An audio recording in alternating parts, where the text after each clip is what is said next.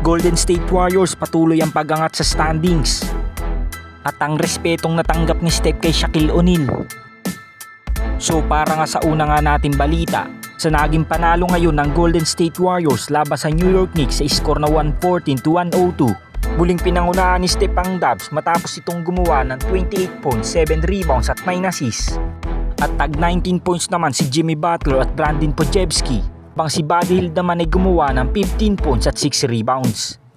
Para naman sa New York Knicks, pinangunahan nga sila ng 29 points, 3 rebounds at 3 assists ni OG Anunoby. 25 points, 2 rebounds at 7 assists naman kay Jalen Brunson. At 15 points, 4 rebounds at 4 assists naman kay Mikal Bridges. So sa naging takbo nga ng game na ito ay maaga nga naging kontrolado ng New York Knicks ang buong first half. Ngunit sa third and fourth quarter, si Buddy Hield at Stephen Curry nga ang kumamada para sa team ng Golden State Warriors. At hindi talaga mapigilan ng home team ang mainit na shooting ng Dubs. Kaya naman night-night celebration na nga kagad to sa two-time MVP dahil ito na nga ang kanilang ikasyam na panalo sa loob ng 11 games. At may record na nga din silang 34 wins at 28 losses at pang-anim pa nga din sila sa buong Western Conference.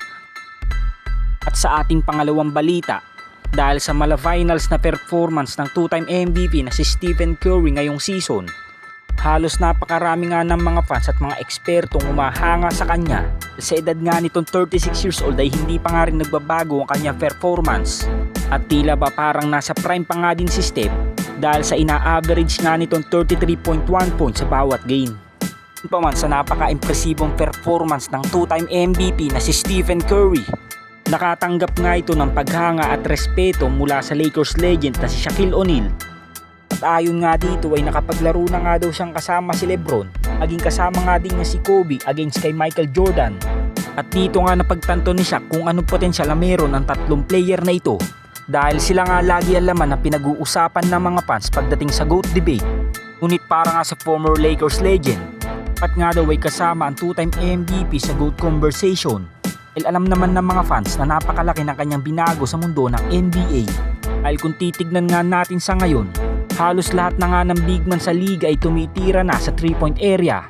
At siya nga lang din na nakadikit sa 4-time MVP na si LeBron James pagdating sa finals at championships.